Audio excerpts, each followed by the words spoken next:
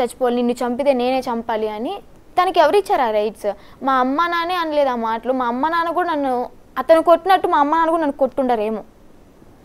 చెప్తున్నా నిజంగా ఏడుపు వస్తుంది నాకు. సో అందుకే ఇవన్నీ ఓపెన్ అప్ అవ్వాలని చెప్పి నేను బిగ్ న్యూస్కి రావడం జరిగింది. మీ బాధ మీ కళ్ళం నీళ్ళు తిరుగుతుంటే చూసే జనానికి మాకు కూడా నిజంగా బాధ కలుగుతుందమ్మా. అంటే ఎంత పెయిన్ ఉంటే ఒక ఆడపిల్ల ఈ రకంగా పబ్లిక్గా జనం ముందుకు వచ్చి ఒక వ్యక్తి నన్ను ఇలా కొడుతున్నాడు, ఇంత టార్చర్ పెడుతున్నాడు అని చెప్పుకునే పరిస్థితి వస్తున్నది ఊహించుకోగలం. పీరియడ్ టైంలో కూడా వదిలిపెట్టలేదండి. అఘోరి అమ్మ వచ్చినప్పుడు అప్పటికి పరిచయం అయిపోయింది, అంతా బాగానే ఉంది. మంగళగిరి టోల్గేట్ దగ్గరికి వచ్చినప్పుడు నాకు కాల్ చేసి నేను ఇక్కడే ఉన్నాను రా అంటే, అప్పుడు మిడ్నైట్ 1 అయింది.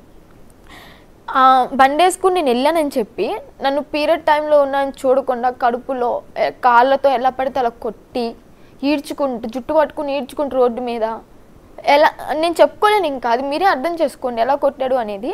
పీరియడ్ అంటేనే అమ్మాయికి ఒక నరకం. ఆ నరకంలో మళ్ళీ దెబ్బలు అంటే ఎంత టార్చరో మీకు అర్థమవుతుంది, చూసే ప్రతి ఆడపిల్లకి అర్థమవుతుంది. సో నేను అన్నాను ఒక క్వశ్చన్ వేసి అప్పుడు, అన్న నువ్వు హైదరాబాద్ నుంచి విజయవాడ వచ్చినప్పుడు 2కి 3కి మిడ్నైట్ నేను స్కూటీ వేసుకుని వచ్చి నేను పికప్ చేసుకునేదాన్ని, అప్పుడు లేని టెన్షన్ ఇప్పుడు ఎందుకు నీకు భయం కలిగింది అని చెప్పాను అన్నాను. అయితే నా కోసం వచ్చావు, ఈయన కోసం ఎందుకు వస్తావు? ఏదైనా అయితే ఏదైనా నువ్వు చచ్చిపోయావు అనుకో, నాకేం తెలుసు, నేను రమ్మన్నాను వచ్చింది, తను నేను బలవంతం ఏం చేయలేదు అని తన ఇష్టపూర్వకంగా వచ్చి చచ్చింది అంటే ఎవరు బాధ్యుడు అని చెప్పాను అన్నాను.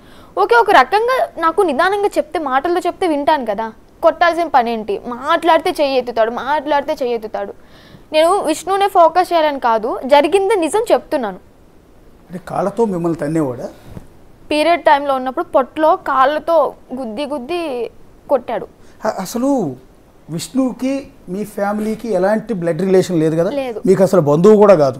సేమ్ క్యాస్ట్ కాదు, బంధువు కాదు, ఎలాంటి రిలేషన్ లేదు. మరి మీ మీద ఏంటి రైట్? నాకు అది ఒక పెళ్ళిడికి వచ్చిన ఒక ఆడపిల్లని, ఒక బీటెక్ చదువుతున్న ఒక ఆడపిల్లని ఇంత దుర్మార్గంగా, ఇంత కిరాతకంగా, ఇప్పుడు అదే కదా అసలు వాళ్ళకి హక్కులు ఏంటి? అదేమంటే నేను పెంచాను నిన్ను అని చెప్పాను, గాజు బొమ్మలాగా నేను పెంచాను అని చెప్పాను. గాజు బొమ్మలా అంటే ఒకసారి కొట్టిన తర్వాత మనసు ఇరిగిపోద్ది కదా, అదే గాజు బొమ్మలానే చూసుకోవాలి. తన ఇష్టాలు తనకి ఉంటాయి, ఇష్టాలు. ఆడపిల్లన్నాక ఇష్టాలు లేకుండా ఏమి ఉండవు కదా.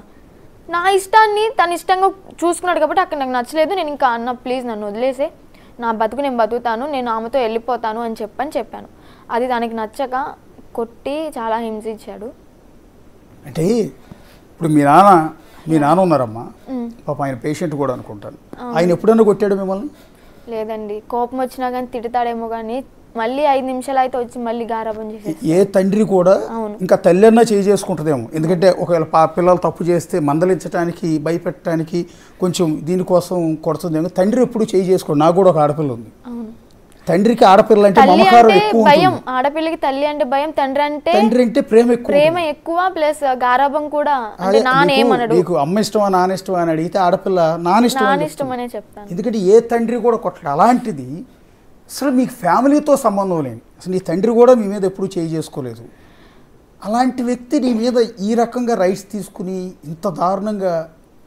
మెయిన్ ఇక్కడ ఏంటంటే అండి, ఆయనకి ఫైనాన్షియల్గా కష్టమైనప్పుడు నాకు గోల్డ్ అంటే నేను కష్టపడి ఎప్పుడైతే 15 ఏళ్ళు ఆయన దగ్గర జాయిన్ అయ్యానో ఆ డబ్బు మొత్తం కూడబెట్టుకొని gold chain, rings, ear rings మొత్తం చేయించుకున్నాను.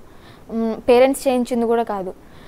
అవి తాకట్టు పెట్టి వాళ్ళ అంటే డైవర్స్ అయినాయి అనమాట, వాళ్ళ వైఫ్కిను అతనికి. ఆ టైంలో మనీ కావాలి అంటే నా గోల్డ్ మొత్తం తాకట్టు పెట్టి ఇచ్చేసాను. తను కూడా మాకు హెల్ప్ చేశాడు, నాకు బట్టలు కొనియడం కానీ, చదువుకి ఫీజు కట్టడం కానీ అన్నీ బాగానే చేశాడు. కానీ మధ్యలో ఎక్కడ ఆయనకి చెడిపోయింది అంటే, లేడీ అఘోరి ఎప్పుడైతే మా ఇంటికి వచ్చిందో అప్పుడు నాతో ఒక మాట అన్నాడు, తన దగ్గర డబ్బులు తీసుకొని మన అప్పులను తీరిపోయిన తర్వాత వదిలేద్దాము అని చెప్పని. అది నాకు కరెక్ట్ అనిపించలేదు. ఎందుకంటే తను నా దగ్గర జెన్యూన్గా ఉంది, ఈ మా ఇంట్లో ఉన్నన్నాళ్ళు జెన్యూన్గా ఉంది. తను ప్రతిదీ అఘోరి దగ్గర ఉన్న డబ్బులన్నీ కాజేసి పంపించేద్దాం, తర్వాత వదిలేద్దాము, మాట్లాడొద్దు మనము అని చెప్పి, టచ్లో ఉండొద్దు అని చెప్పాడు. అప్పటికే నాకు ఆమె అంటే ఒక అభిప్రాయం వచ్చేసింది. ఎందుకంటే జెన్యూన్గా ఉంది, చాలా అంటే చాలా ట్రాన్స్పరెంట్గా ఉంది నా దగ్గర. సో అందుకు నాకు ఓకే అన్నాను అతని ముందు, కానీ తర్వాత నాకు చేయాలనిపించలే. డైరెక్ట్ అఘోరమ్మకే చెప్పాను నేను. ఇప్పుడు మొన్న మీ అమ్మ నాన్న ఇద్దరితో కూడా నేను లైవ్ చేశానమ్మా, ఇదే స్టూడియో నుంచి మిమ్మల్ని మంగళగిరిలో మీ ఇంట్లో కూర్చోబెట్టి